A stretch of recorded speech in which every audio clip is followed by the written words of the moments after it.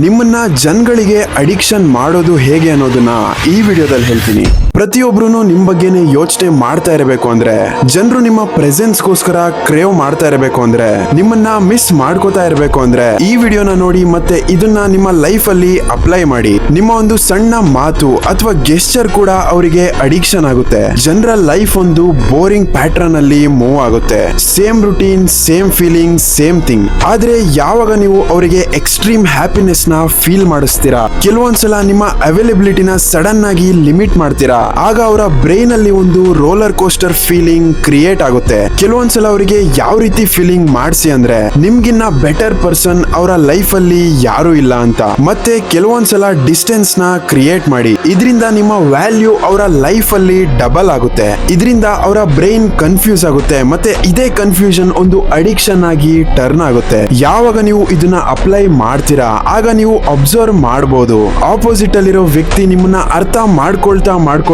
ನಿಮಗೆ ಅಡಿಕ್ಟ್ ಆಗೋಗಿರ್ತಾರೆ. ಅವರ ಲೈಫ್ ಅಲ್ಲಿ ನಿಮ್ಮ ಪ್ರೆಸೆನ್ಸ್ ಒಂದು ಮೋಸ್ಟ್ ವಾಂಟೆಡ್ ನೀಡ್ ಆಗೋಗುತ್ತೆ. ನೀವು ಒಂದು ಪವರ್ಫುಲ್ ಪರ್ಸನಾಲಿಟಿನ ಬಿಲ್ಡ್ ಮಾಡಬೇಕು ಅಂದ್ರೆ ಫಾಲೋ ಮಾಡೋದನ್ನ ಮರಿಬೇಡಿ.